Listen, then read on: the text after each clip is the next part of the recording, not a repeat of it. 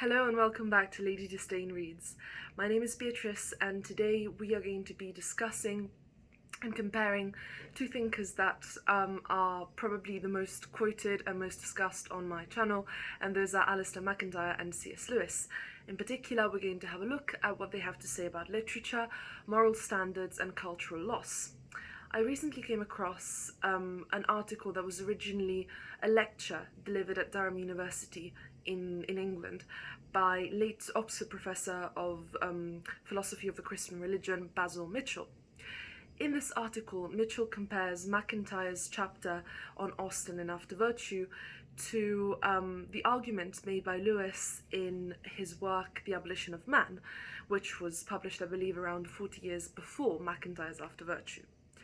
All references will be listed below. However, I do recommend that you also take a look at my very first video on Austen, Macintyre and virtue ethics, as a lot of the ideas discussed here do draw on those original ideas in my first video, and this will make a lot more sense if you have a look at that one first, and that video will be linked below. Although in After Virtue, Macintyre only cites Lewis once and very briefly, Mitchell believes that Lewis in the 1940s had already come to some of the same conclusions that Macintyre would come to in the 1980s. What is this conclusion, you may ask? Well, it all begins with the idea of emotivism, which I do explain in my first video on Austen and Macintyre. Macintyre defines emotivism as follows: the doctrine that all evaluative judgments, and more specifically all moral judgments, are nothing but expressions of preference, expressions of attitude or feeling.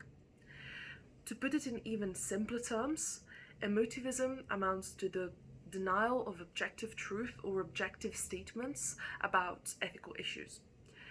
40 years earlier, Lewis had discussed very similar ideas in Abolition of Man, lamenting the change in how literature was and still is often, unfortunately, taught at school at university. In Abolition of Man, Lewis claims that if we teach literature students that we can have no objectively true judgments of value about literature, this will result in the student not learning to make discriminating judgments about English literature, and that instead the student will be deprived of the means for doing so, all judgments of value having in advance been rendered trivial. I particularly like the last bit of that quotation from Abolition of Man, the idea that all judgments of value will become completely trivial if we begin by teaching literature students that they can have no discriminating judgments. It will completely trivialize the way they see the subject that they are themselves choosing to study, essentially. So both Macintyre and Lewis are opposing a subjectivist view. Macintyre, a subjectivist view of morality, and Lewis more specifically of literature, although that for Lewis has consequences on one's moral judgments too. What are the consequences of this?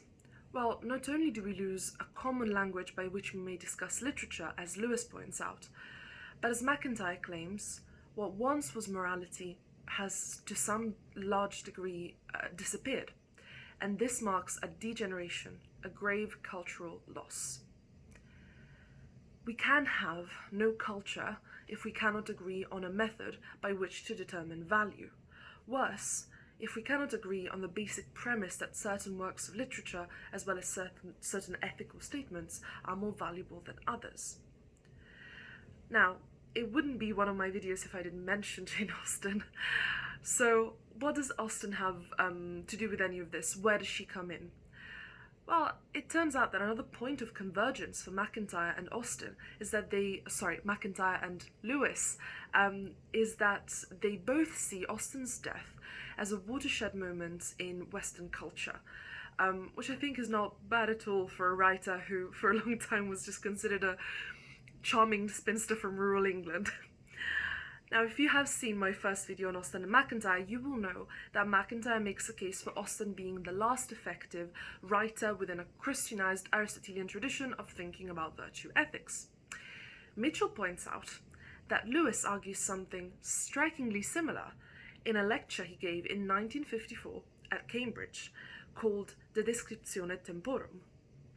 This is what Lewis had to say in that lecture from the 1950s.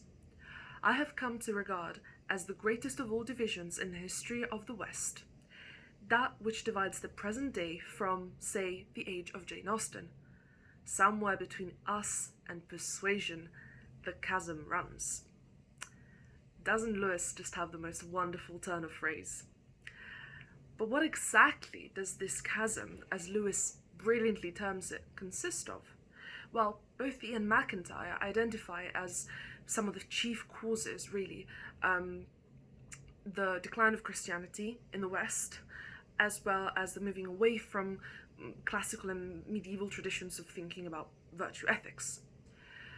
So they see this kind of great cultural divide that happened sometime in the 20th century. Now, let's say that we agree with everything they both have said so far. Why choose a novelist as an example to comment on the cultural loss that ensues when the validity of value judgments itself is denied? I think this reveals the immense cultural significance of literature itself. And we must remember, yes, Lewis was a literary scholar, but Macintyre was a philosopher, and he still chose to discuss Austen, so that's very significant. And I think I just said Macintyre was a philosopher. He's still alive, is a philosopher. So fiction, I believe, pervades our reality.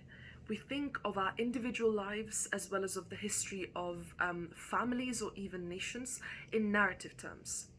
Narrative or myth, to use a term much beloved by Lewis, is how we express belief. To deny that there are objectively better and worse ways of interpreting literature then is to deny ourselves the chance of any kind of self-knowledge. It is the process of, we could call it unanchoring, that amounts to resigning, I believe, to a completely ahistorical and atomized view of humanity. So let us go back to Lewis and Macintyre. What did they think around 1940 and 1980 respectively would be the consequences of this unanchoring or this disintegration of a common ethical language? Mitchell rightly points out that for Lewis, who speaks of the very abolition of man, meaning the very foundation of what it means to be a human being, the loss is irretrievable. For Macintyre, on the other hand, we have chosen to abandon morality, but morality may yet be restored. The cultural loss is indeed grave, but not irreversible. Almost exactly 40 years after Macintyre's After Virtue, I wish to make a case for the necessity of hope. Since I am myself a literary scholar, I will limit myself to making a case for hope in the post-Austen literature and literary studies culture. In terms of literary criticism, the influence of thinkers who take religion and ethics seriously, such as C.S. Lewis himself, or since I'm now living in Toronto, I'm thinking of Northrop Frye, is still very much felt today. And in very recent years, there's actually been a resurgence of interest in virtue ethics, in thinking of literature interdisciplinarily. Gosh, that's a long word. And many of us young graduate students, many scholars nowadays actually have not stopped thinking about Aristotle, ethics, Christianity, faith, none of those issues. There are still plenty of people who brilliantly write about these issues today. In terms of literary output, I also believe that Macintyre and Lewis were both a bit too pessimistic. I understand the claim that Austen was this kind of last great writer of the virtues, and she certainly belongs to a tradition that we have partly been severed from. However, I do think that there were in the 20th century, and there are still now, still today, novelists and poets who are deeply concerned with issues of morality, value, and faith, whether they are people of faith themselves or not. There are writers who take religion and who take morality seriously in their writing, and who could indeed be considered inheritors of Jane Austen's tradition of thinking about virtue. The two examples I want to leave you with today are Evelyn Waugh and more recently Kazuo Ishiguro. Both novelists discuss issues such as the role of memory in shaping not only our self-knowledge but also our moral stances, the ethical tension between the individual and society, the importance of intellectual friendship, and virtues such as charity and hope. Both of those writers, I think, are great examples of where this tradition of virtue ethics is still very much alive today. And although we've run out of time for today, I assure you that one of my next videos will be an in-depth comparison of Austen, War and Ishiguro, which is something I've wanted to do for a long time. So I hope you've enjoyed today's video, and hopefully I've given you some food for thought. There is definitely much more that I could say about this, but I'll stop for today. My next video, hopefully, will cover Mary Wollstonecraft, Aristotelian virtue ethics, and Jane Austen.